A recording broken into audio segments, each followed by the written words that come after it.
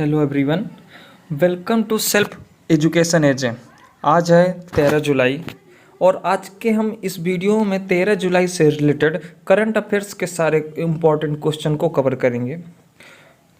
तो चलिए स्टार्ट करते हैं। हमारा आज का पहला क्वेश्चन, कौन सा देश विश्व का पहला लकड़ी से बना हुआ उपग्रह जिसका नाम है वीजाबुडसैट लॉन्च करे?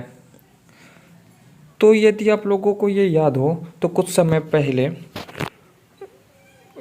कि जापान की जो स्पेस एजेंसी है जिसका नाम है जैक्सा, इसके द्वारा ऐसा फैसला किया गया कि आने वाले समय में 2023 तक ये लकड़ी से बना पहला सैटेलाइट लॉन्च करेगा। घोषणा तो जापान ने की थी, लेकिन अब ये न्यूज़ सामने निकल कर आ रही है कि ये जो न्यूजीलैंड है ये विश्व का पहला लकड़ी से बना सैटेलाइट लॉन्च करने जा रहा है जिसका नाम है वीजाबुडसैट।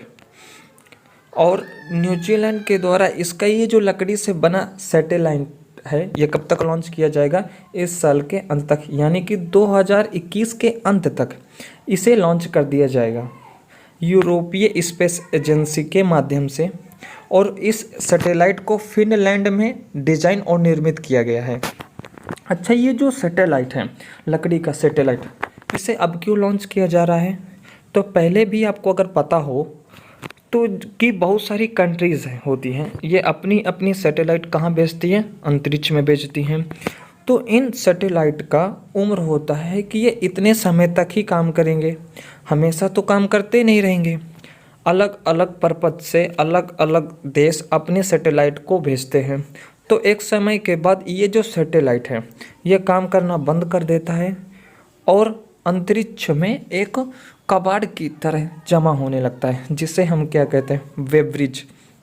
तो इन्हीं सब समस्याओं को देखते हुए न्यूजीलैंड ने कि लकड़ी का सैटेलाइट लॉन्च करने का विचार कर रहा है। न्यूजीलैंड की यदि हम अगर बात करें तो उसकी कैपिटल है वेलिंगटन, करेंसी है डॉलर। यहाँ की दोबारा से प्राइम मिनिस्टर बनाई गई हैं जिसका नाम है जेसिका अर्डन। न्यूजीलैंड की कैबिनेट में शामिल होने वाली भारत की पहली महिला ये प्रियंका राधा कृष्णन बनी हुई है। इनका नाम आप ज़रूर याद रखेंगे। और जो न्यूजीलैंड इसने भी हाल ही में म्यांमार के साथ अपने सारे आर्थिक समझौतों को रद्द कर दिया गया, क्योंकि म्यांमार में क्या लग चुका हुआ है? सेना का शासन। इसके विरोध में न्यूजीलैंड के द्वारा ऐसा फैसला लिया गया है। आप और क्या रिलेट कर सकते हैं कि क्लाइमेट चेंजर के लिए कानून बनाने वाला ये विश्व का पहला देश बन गया है। ब्रिटेन ने यूरोपीय यूनियन से अलग होने के बाद किस देश के साथ सबसे बड़ा व्यापारिक समझौता किया है? तो ये समझौता हाल ही में किया गया है ब्रिटेन और ऑस्ट्रेलिया के बीच। ब्रिटेन और ऑस्ट्रेलिया के बीच। तो आप सभी जानते हैं कि G7 मंत्रियों की बैठक आयोजित की गई थी। हालांकि ऑस्ट्रेलिया G7 का मेंबर नहीं है, लेकिन इसे एक बतौर मेंबर इसे गेस्ट के रूप में आमंत्रित किया गया था। मोदी जी भी इसमें आमंत्रित किए गए थे, जिसमें वो वीडियो कॉन्फ्रेंसिंग के जरिए जुड़े हुए थे। यहाँ हम बात कर रहे हैं ऑस्ट्रेलिया की। देखिए ये इम्पोर्टेंट क्यों है? क्योंकि यदि देखा जाए जब से ब्रिटेन यूरोपीय यूनियन से अलग हुआ है, कब से अलग हुआ है? तो ये जनवरी 2019 में अलग हुआ है। इसने यूरोपीय यूनियन से अलग होने की घोषणा कर दी थी। यूरोपीय यूनियन में पहले तो 28 कंट्रियाँ आती थी। ब्रिटेन के एग्ज़िट होने के बाद अब इसमें टोटल 27 कंट्रियाँ हैं।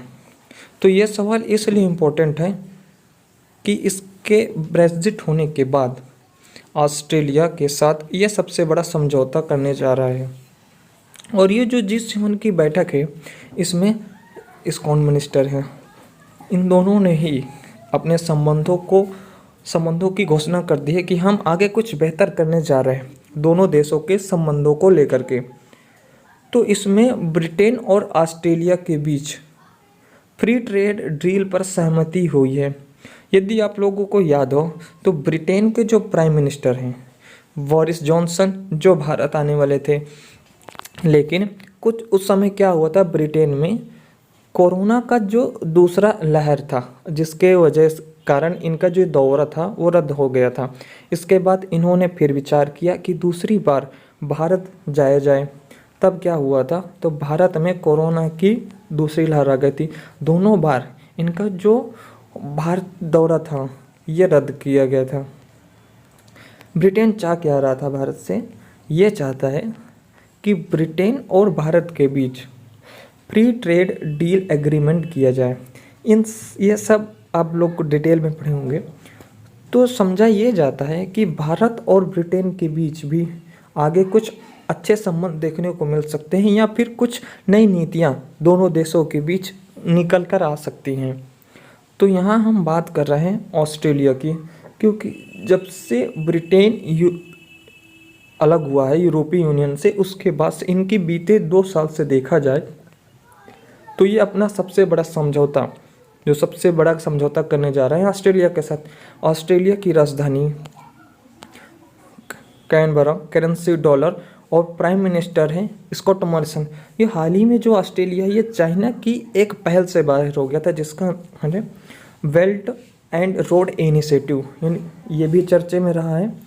तो BRI से अलग होने के बाद ऑस्ट्रेलिया किसके साथ जुड़ा, ऑस्ट्रेलिया जो जुड़ा स्क्राइप पहल के साथ।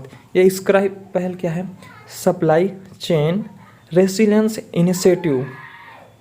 इस स्क्राइप पहल के साथ कौन कौन शामिल हैं, जापान, इंडिया और ऑस्ट्रेलिया। ये स्क्राइप पहल है क्या, इस पहल के तहत ये जो 3 मेंबर कंट्रियां हैं, ये किसी भी हाल में चाहे आंधी या तूफान आए, ये एक दूसरे को सामान की सप्लाई किसी भी कंडीशन में बंद नहीं करेंगी। ये थी स्क्राइप पहल। अगला क्वेश्चन है, हाल ही में भारत में ग्रीन फंगस का मामला किस शहर में देखा गया था। तो ग्रीन फंगस का पहला मामला जो कि देखा गया है मध्य प्रदेश के इंदौर जिले में। देखिए पहले क्या आया, पहले ब्लैक फंगस आया, इसके बाद आया वाइट फंगस। मैंने आप लोगों को अगर बताया हो कि वाइट फंगस से आंत में छेद होने का दुनिया का सबसे पहला मामला जो कि देखा गया था दिल्ली में।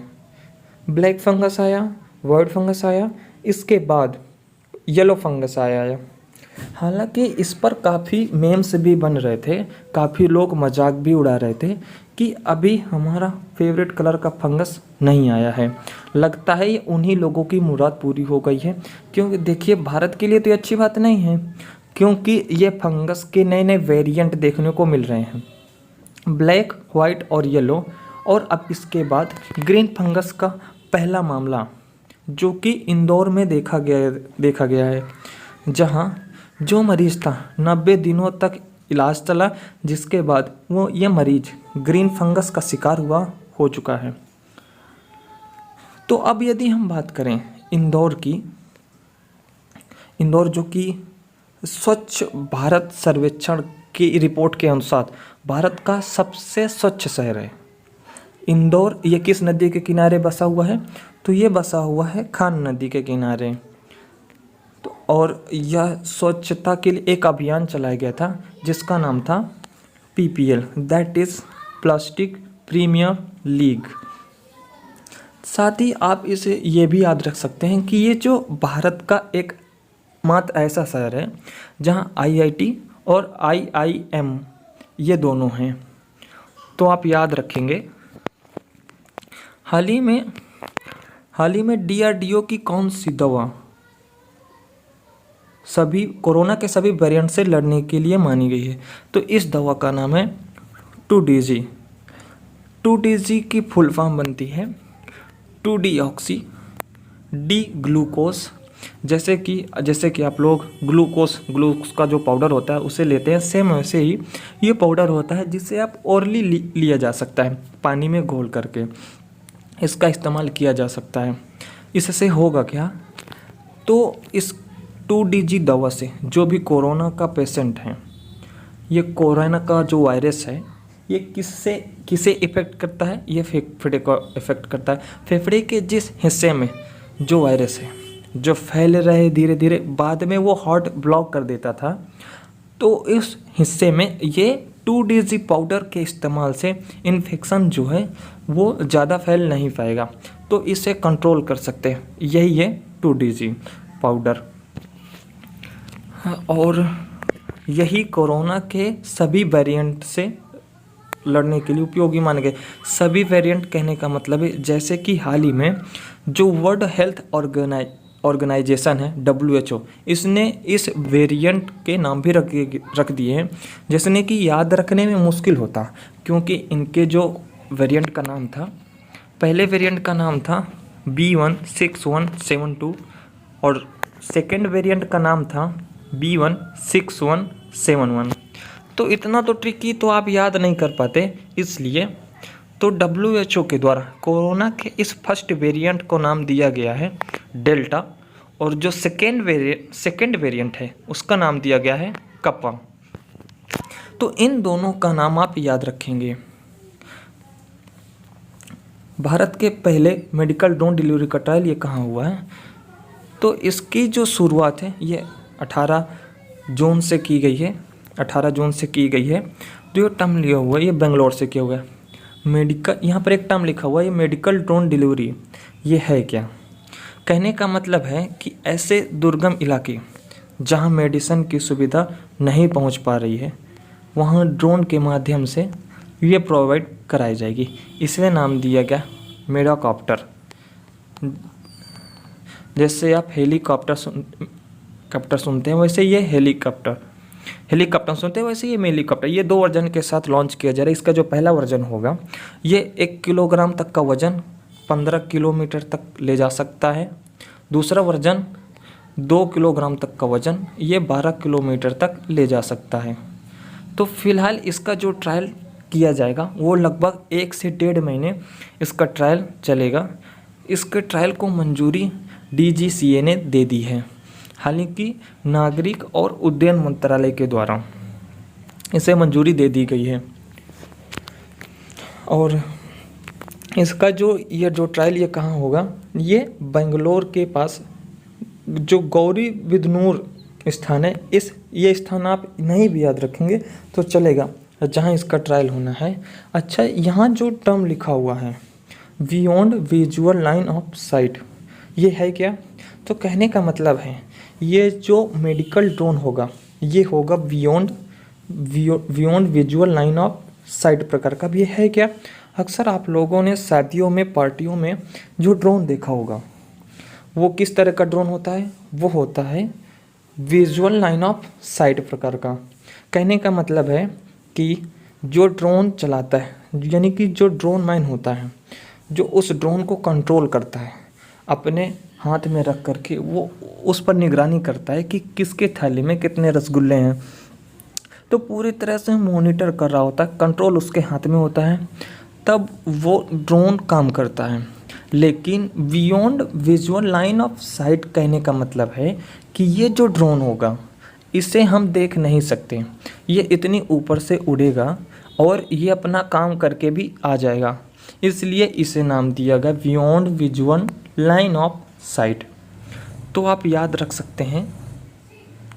अगला क्वेश्चन है, हाल ही में महाराष्ट्र की जलगांव के किस GI टैग प्राप्त प्रोडक्ट का पहली बार निर्यात दुबई को किया गया है? तो ये निर्यात किया गया केला को। तो मैं अभी आपको अगर पता हो तो कि जो बिहार का प्रोडक्ट है जर्दालू आम और शाही लीची, दोनों को ही 2018 में GI टैग मिला था। इन दोनों का एक्सपोर्ट पहली बार किया गया है ब्रिटेन को। वैसे ही ये जो महाराष्ट्र में जो पालघर का जो GI टैग प्राप्त प्रोडक्ट है चीकू, इसका भी एक्सपोर्ट किया गया था ब्रिटेन को। अब महाराष्ट्र के ही जलगांव का जिसका नाम है केला, इसका एक्सपोर्ट पहली बार किया जा रहा है दुबई को। तो इससे होगा क्या? देखिए, किसानों की आय को तो बढ़ावा मिलेगा ही, साथ ही भारत की जो GI टैग प्राप्त प्रोडक्ट हैं इन्हें भी एक अंतर्राष्ट्रीय पहचान मिल सकती है। ये जो जलगांव केला है ये फाइबर और प्रोटीन से भरपूर है। इसकी पहली खेप दुबई को भेजी जा रही है। इसे पहली बार 2016 में जीआई टैग मिला था।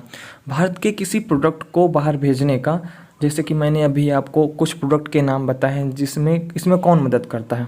इसमें मदद करता है एपेडा, शॉर्ट में तो आप एपेडा ही कहते हैं, लेकिन इसकी फुल फॉर्म मैं आपको बता दूं कि agriculture and processing food product export development authority, इसके द्वारा इसे बढ़ावा देने का कार्य किया जाता है। अगला क्वेश्चन है, report it don't share it, ये किस कंपनी ने लॉन्च की है। इसे लॉन्च किया गया है फेसबुक के द्वारा। जैसे कि नाम से ही स्पष्ट हो रहा है कि report it don't share it, कुछ इस तरह की पहल है ताकि जो कुछ फर्जी न्यूज होती है, ये जो ऐसा कंटेंट होता है जो आगे प्रसारित नहीं किया जा सकता, तो उसके लिए लोगों में अवेयरनेस फैलाने के लिए इस तरह की पहल शुरू की गई फेसबुक ने, जिसका नाम है report it don't share it. Facebook की स्थापना 2004 में की गई थी मार्क जुकरबर्ग के द्वारा। इसका हेडक्वार्टर कैलिफोर्निया में यूएसए में स्थित है और फेसबुक ने इंस्टाग्राम को भी फ़िलहाल में खरीद लिया है। हाल ही में फेसबुक के द्वारा अमेरिका के जो पूर्व प्रेसिडेंट हैं डोनाल्ड ट्रंप, इनकी फेसबुक अकाउंट को 2 साल के लिए बैन किया गया है। अगला है, हाल ही में किस राज्य सरकार ने सिंगल यूज प्लास्टिक के उपयोग को रोक लगाने की घोषणा की है। तो ऐसा फैसला बिहार गवर्नमेंट के द्वारा किया गया ताकि लोग सिंगल यूज प्लास्टिक का इस्तेमाल ना करें। अब ये होता क्या है, सिंगल यूज प्लास्टिक ऐसा प्लास्टिक जिसका इस्तेमाल केवल एक बार करने के बाद दोबारा इस्तेमाल नहीं किया जा सकता। फॉर एग्जांपल कैरी बैग, जो कि ऐसा प्लास्टिक जो 50 माइक्रोन से कम होता है। इसके अलावा चाय कॉफ़ी में जिस डिस्पोजल का इस्तेमाल किया जाता है, उसके बाद जो स्ट्रॉ होते हैं, ये सभी सिंगल यूज प्लास्टिक ही तो होते हैं जिसका एक बार इस्तेमाल होने के बाद दोबारा से इस्तेमाल नहीं किया जा सकता। और यदि देखा जाए तो ये जो प्लास्टिक होता है ये आसानी से डिकम्पोज नहीं होता, इसे पूरी तरह से गलने में हजारों लाखों साल लग जाते हैं और ये पर्यावरण के लिए भी अच्छा भी नहीं है। इसी के लिए जो काफ़ी सारी देश, अब तो कुछ राज्य सरकारें भी इसके खिलाफ कदम उठाने लगी हैं। बिहार ने ऐसा फैसला किया है कि अब ये सिंगल यूज प्लास्टिक का उपयोग भी नहीं करेगी और जो भी इसकी बिक्री करेगा, जो भी इसको बिक्री करेगा, उसके लिए दंड का प्रावधान भी किया गया है। अगला क्वेश्चन है, तुलु भाषा को राजभाषा का दर्जा देने के लिए किस राज्य में अभियान शुरू हुआ है। तो जो ये अभियान है ये देखने को मिल रहा है केरल और कर्नाटक, ये दोनों ही राज्यों में। तुलु भाषा को राजभाषा के रूप में मान्यता दी जाए, ये ऐसा मान्यता है केरल और कर्नाटक वालों के लिए। ये जो तुलु भाषा ये एक द्रविड़ भाषा है जो मुख्यतः कर्नाटक और केरल में बोली जाती है। यहाँ के लोग क्या चाहते हैं, इसे संविधान में जगह दी जाए।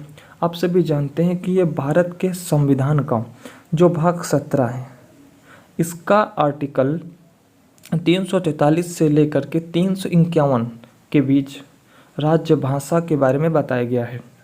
और यदि वर्तमान में अनुसूची में देखा जाए तो संविधान की जो 8वीं अनुसूची है, इसमें टोटल 22 ऐसी भाषाएं हैं जिन्हें मान्यताएं प्राप्त हैं। यहाँ के लोग ये चाहते हैं कि ये तुलु को भी राजभाषा के रूप में दी जाए। अगला क्वेश्चन है, मई 2021 ICC player of the month का अवार्ड किसने जीता है। तो आप सभी जानते हैं आईसीसी के द्वारा एक नई कैटेगरी में अवार्ड दिए जाने की घोषणा की गई है। ये प्लेयर ऑफ द मंथ की कैटेगरी। तो जनवरी के लिए प्लेयर ऑफ द मंथ का अवार्ड किसने जीता था, ऋषभ पंत ने। फरवरी के लिए जीता था रविंद्र चंद्र अश्विन ने। मार्च के लिए जीता था भुवनेश्वर कुमार ने। और अप्रैल के लिए जीता हुआ है बाबर आजम ने। और अब मई के लिए ये जो खिताब है ये अपने नाम किया हुआ है मुशफ़िकुर रहीम ने। ये किस कंट्री से बिलोंग करते हैं? तो ये बांग्लादेश से बिलोंग करते हैं। अगला है, हाल ही में आईसीसी फेम में शामिल होने वाले 7वें भारतीय खिलाड़ी कौन बने हैं? तो ये बन गए हैं वीनू मांकड़। वीनू मांकड़ तो आईसीसी हॉल फेम में शामिल हो चुके, इसी के साथ ये ऐसे 7वें भारतीय खिलाड़ी बन गए हैं। इनसे पहले 6 कौन हैं? बिशन सिंह बेदी, कपिल देव, सुनील गावस्कर, अनिल कुंबले, सचिन तेंदुलकर और राहुल द्रविड़। यदि हम बात करें आईसीसी की बात करें तो इसकी स्थापना 2009 में हुई थी, जो कि दुबई में इसका मुख्यालय स्थित है।